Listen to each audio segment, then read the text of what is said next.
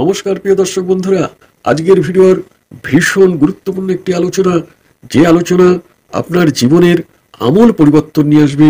মনের রাগ, দুঃখ, শোক সমস্ত কিছু দূর হয়ে জীবনের সমস্ত ব্যাপারে একটা উন্নতি নিয়ে আসবে। একটি ছোট্ট কাজ করলে পরেই এই উন্নতি আপনার হাতের মুঠোয়। আমি শ্রী রতন শাস্ত্রী, কেপি অ্যাস্ট্রোলজার, আর আপনারা দেখছেন আপনাদেরই প্রিয় জ্যোতিষভিত্তিক ইউটিউব চ্যানেল HR অ্যাস্ট্রোলজি, অর্থাৎ হিউম্যান রিসোর্স অ্যাস্ট্রোলজি। অ্যাস্ট্রোলজি একটি মানব সম্পদ, সেই দৃষ্টিকোণ থেকে আমরা প্রত্যেকটা ভিডিও আপনাদের জন্য নিয়ে আসি, যাতে আপনাদের কোনো উপকারে আসে। অবশ্যই উপকারে আসবে, তাই এই ভিডিওটি সম্পূর্ণ ধৈর্য সহকারে শুনুন এবং যে ছোট্ট উপদেশটি দেওয়া থাকবে সেই কাজটি করুন। আবাল বৃদ্ধ বনিতা সকলের জীবনে এক আমূল পরিবর্তন আসবে। জীবনে বেঁচে থাকতে গেলে বিভিন্ন কাজকর্মের মধ্যে দিয়ে চলতে হয়, সেখানে বিভিন্ন ঘাত প্রতিঘাত, সংঘাত এসে যায়, বা অনেক সময় আমরা অনেক কাজ করতে গিয়ে সফলতা পাই না, অসফল হই। সেক্ষেত্রেও আমরা মানসিক হতাশার বা মানসিক একটা আঘাত বা অসন্তুষ্টির জায়গায় চলে যাই। সেখান থেকে আমাদের একটা দুঃখ আসে, মনে কষ্ট আসে। আমরা যদি সুস্থ সুন্দর জীবনযাপন করতে চাই, তাহলে আমাদের একটা সন্তুষ্টির মধ্যে থাকতে হবে, আত্মতুষ্টির মধ্যে থাকতে হবে, আনন্দময় জীবনযাত্রার মধ্যে থাকতে হবে। কিন্তু সেটা আমরা থাকতে পারছি না। পারিপার্শ্বিক লোকজনের আচার আচরণ, ব্যবহার, পরিস্থিতি আমাদেরকে থাকতে দিচ্ছে না। সেই জায়গাটা কি করে দূর করবেন, কি করে মেরামত করবেন? এটা কেনই বা হয়? সুব্যবহারের পরিবর্তে, সুবুদ্ধির পরিবর্তে আমরা দুর্ব্যবহার পাচ্ছি। সেই দুর্ব্যবহার থেকে আমরা মানসিক কষ্ট পাচ্ছি। কেন পাচ্ছি? আর তার থেকে পরিত্রাণের উপায় বাকি। এই দুর্ব্যবহার পাওয়ার মূল কারণ হচ্ছে আপনার রাশি চক্রে আপনার রাশিটি যত শুভ ভাবস্থ থাকবে, ততই আপনি লোকের কাছে অ্যাকসেপ্টেন্স পাবেন। যদি আপনি ভালো কাজকর্ম করেন, তাহলে আপনি সেই ভালো কাজকর্মের যারা প্রশংসিত হবেন বা অন্যের কাছ থেকে ভালো ব্যবহার পাবেন, আপনার প্রত্যাশা পূরণ হবে। আপনি যত ভালো কাজই করুন না কেন, আপনার নাম যশ খ্যাতি হচ্ছে না, বা আপনার কাজটা সঠিক জায়গায় হাইলাইটেড হচ্ছে না। এই কাজ হাইলাইটেড না হওয়ার জন্য আপনাকে তারা সুনজরে দেখছে না। আপনি যতই ভালো কাজ করুন, আপনি সুনজরে পড়বেন না।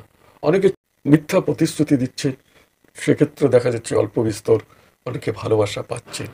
তার মূল কারণ হচ্ছে, যেহেতু রাশিচক্রে আপনার রাশিটি বা চন্দ্রগ্রহটি পীড়িত রয়েছে, সেই জন্য আপনি লোকের কাছে ভালো থাকতে পারছেন না এবং কোনো কাজেও সঠিকভাবে সফলতা পাচ্ছেন না।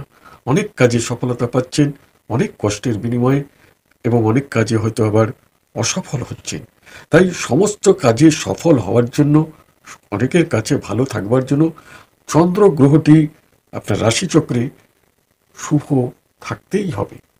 আপনার রাশিচক্রে আপনার রাশি বা চন্দ্র গ্রহটি যত শুভ থাকবে, যতটা ভালো থাকবে বা অপীড়িত অবস্থায় থাকবে, ততই আপনার সমস্ত কাজে সফলতা আসবে এবং সকলের কাছে আপনি অ্যাকসেপ্টেন্স পাবেন। এবং সকলের কাছে অ্যাকসেপ্টেন্স পেলে পরেই আপনার সমস্ত কাজের সফলতা আসবেই আসবে, আসতে বাধ্য।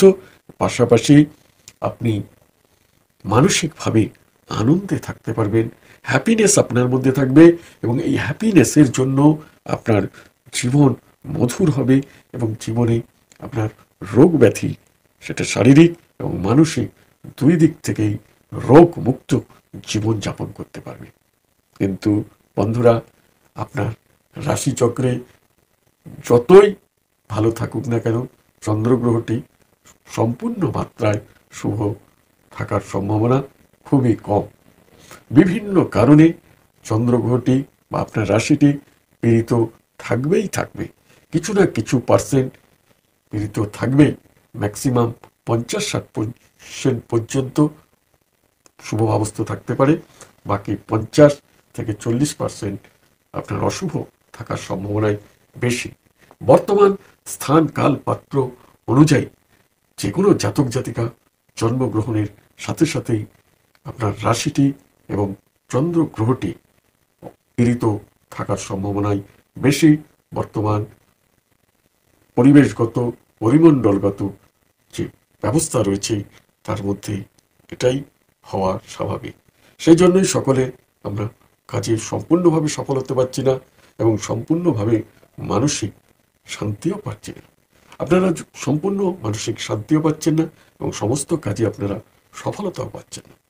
এই জায়গা থেকে বেরিয়ে আসবার জন্য, সমস্ত কাজে সফলতা পাওয়ার জন্য, সমস্ত লোকের কাছে আপনাদের অ্যাকসেপ্টেন্স পাওয়ার জন্য আপনার রাশিটি বা চন্দ্রগ্রহটি বিশেষ শুভ থাকতে হবে।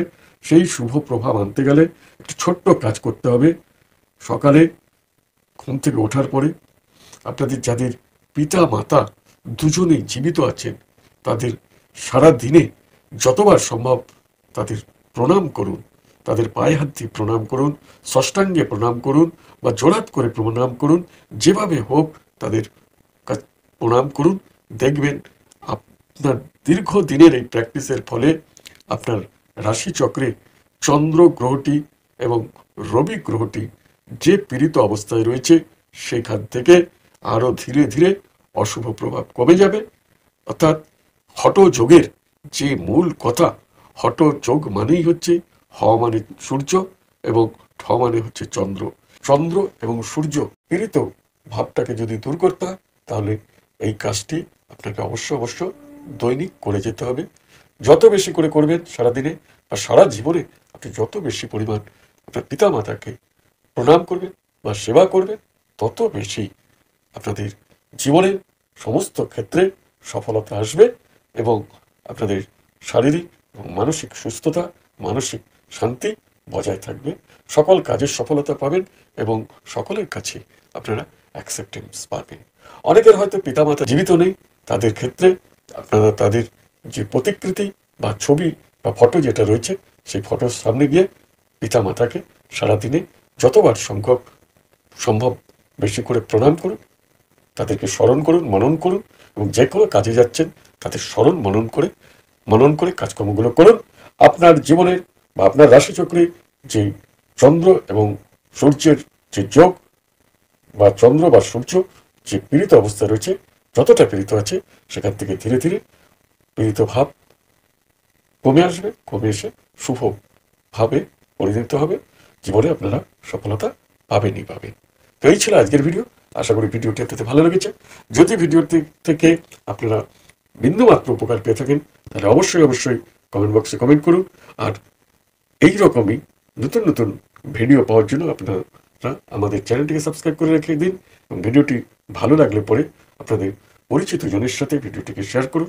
তো এই বলে আপনাদের সকলের সামগ্রিক শ্রীবৃদ্ধি এবং সুস্বাস্থ্য কামনা করে আজকের এপিসোড থেকে বিদায় নিচ্ছি। সম্পূর্ণ এপিসোডটি দেখার জন্য আপনাদেরকে জানাই অসংখ্য ধন্যবাদ।